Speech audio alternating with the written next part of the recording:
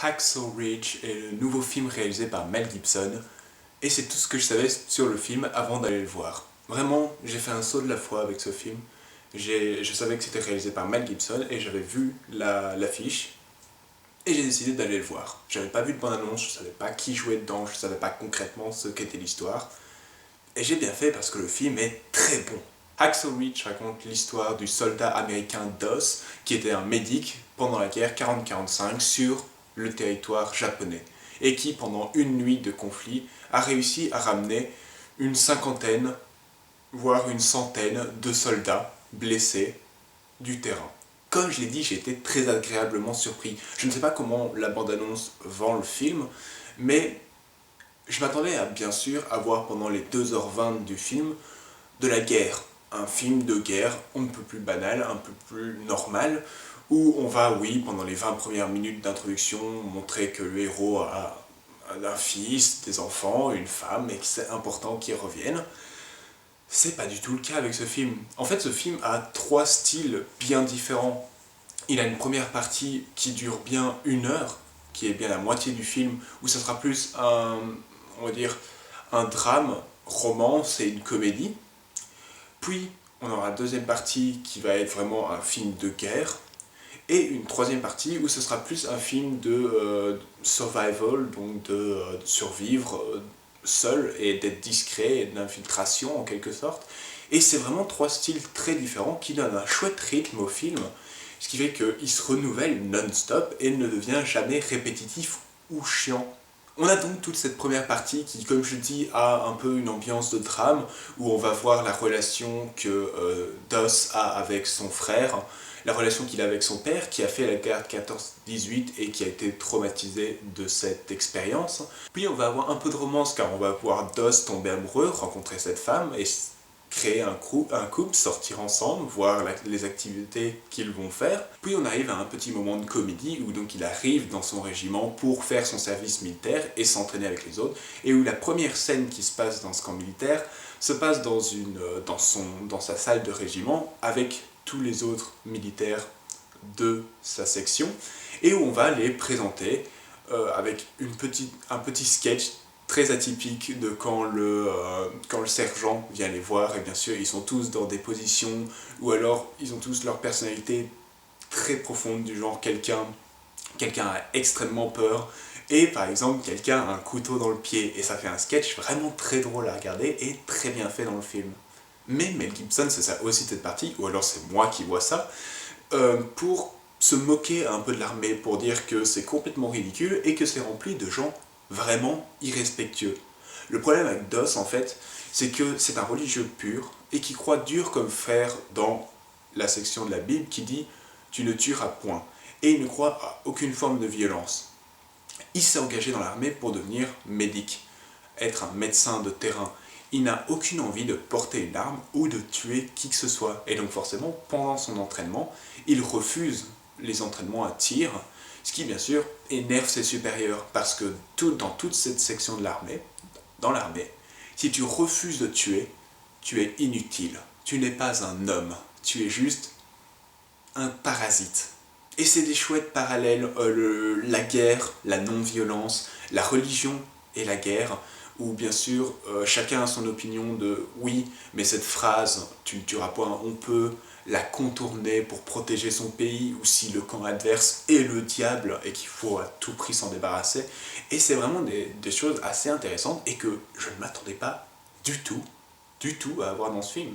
Et bien sûr, toute cette introduction est extrêmement importante parce qu'elle apprend à connaître ce régiment, à aimer les personnages, à s'attacher à eux, à comprendre leurs relations, pour que lorsque la deuxième partie, le deuxième style de ce film arrive, la guerre, on soit touché par les gens qui meurent, ou les gens que Doss essaye de sauver, et ça marche très bien.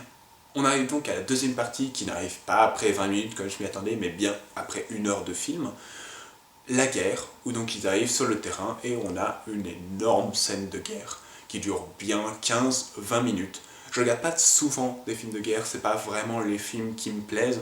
J'ai vu Il faut sauver le soldat Ryan, les deux films justement aussi sur les territoires japonais, de Eastwood, avec Mémoire de nos pères et Lettres à Hiroshima. Mais pour moi, c'est la meilleure scène de guerre que j'ai vue jusqu'à maintenant dans un film. J'ai eu peur au début parce que le film était introduit par une petite scène de guerre de 2 minutes juste pour introduire le film, où les soldats marchaient en courant, en slow-mo, donc en ralenti, et j'étais pitié fait que ça soit pas du tout comme ça, et ce n'est pas du tout comme ça. La première scène de guerre, donc qui dure bien 15 à 20 minutes, est complètement rythmée. Il n'y a pas un moment où la tension est baissée, il n'y a pas un moment où les tirs, les explosions s'arrêtent pendant 20 minutes, ça pète de partout. Mel Gibson a donc viré tous ces ralentis, tous les slow motion, tout se passe en temps direct, très peu de musique, ou alors je ne l'ai pas du tout entendue, elle est complètement en fond. Et Mel Gibson se permet de mettre des choses assez horrifiques et assez gore dans son film. Des gens qui explosent, des gens qui ont leurs jambes réduites en lambeaux et ce genre de choses.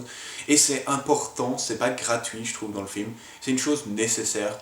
Et pendant tous les 15-20 minutes de cette scène, j'étais sous tension. Et donc on arrive à la troisième partie du film, qui est donc un moment plus survival, plus infiltration, où donc l'armée américaine s'est repliée et où Doss, pendant une nuit, essaye de ramener le plus de blessés du terrain de guerre, alors qu'il y a plein de Japonais qui rôdent et qui pourraient le voir. Et toute cette scène marche, comme je dis, très bien, parce que à ce moment-là, on est avec le héros, on le comprend parfaitement bien, on l'a vu grandir, on a vu son service militaire, et donc on a envie de le voir inconsciemment réussir. Et en plus de ça, lorsqu'il trouve des gens et qu'on connaît ces gens du régiment, car on les a si bien introduits au début, on a envie qu'il les sauve et on est de tout cœur avec eux deux pour qu'ils s'en sortent. Les seuls bémols que je pourrais avoir, c'est de 1, la dernière baston qui dure 3-4 minutes, donc elle n'est pas du tout énorme, et qui sert probablement d'intro, mais elle est en slow-mo, donc au ralenti, avec une énorme musique orchestrale, et où Doss devient un espèce de héros brillant, où il se met beaucoup trop en danger alors qu'il est juste un médic. Peut-être pousser trop loin le fait de vouloir le rendre héroïque, et peut-être trop romancer les faits là-dessus. Je ne connais pas exactement les faits, bien sûr, mais ça me paraît très romancé et peut-être trop exagéré. J'aurais préféré que ça reste un peu plus terre à terre et que oui, il soit héroïque par le fait qu'il ait sauvé autant de personnes, mais peut-être ne pas aller plus loin. Et la deuxième chose que je pourrais reprocher, mais c'est vraiment pour faire chier, c'est un moment au tout début, lorsqu'il commence à former son couple, il embrasse sa bien-aimée, et c'est un plan où ils sont tous les deux, il y a juste leur visage dans le cadrage, et derrière c'est un ciel bleu, et il y a un faux raccord bisou. C'est ridicule à dire, un faux raccord bisou, mais je comprends pas comment est-ce que ce faux raccord a pu se faire. Comme j'ai dit, il n'y a rien à cadrer, il y a juste leur deux têtes et un fond bleu. Et donc quand ils s'embrassent, en fait, le nez de la femme est à gauche, et on a un changement de plan, où le nez de la femme est d'un coup à droite du héros. J'en ai rien à foutre des faux raccords, c'est une chose que je comprends, et les gens qui passent leur temps à chercher ce genre de faux raccords sont ce qu'on appelle dans l'univers du cinéma des fouilles merdes. Parce que le plus souvent, ils n'ont aucune idée de comment ça se passe sur un plateau, et ce genre de choses peut arriver. Faut en vouloir au script le plus souvent.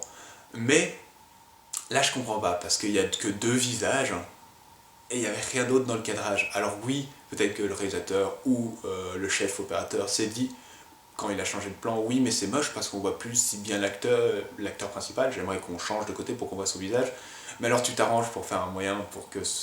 Enfin, c'est bizarre, mais comme je l'ai dit, c'est vraiment pour chercher, parce que ce film est excellent. Si je devais donner une cote à Hacksaw Ridge, ce serait un 17 sur 20. Comme toujours, merci d'avoir regardé cette vidéo. Si elle vous a plu, vous pouvez l'aimer, la partager et vous abonner à ma chaîne que vous pouvez également partager. Vous pouvez également me suivre sur Twitter et je vous retrouve bientôt pour une nouvelle critique.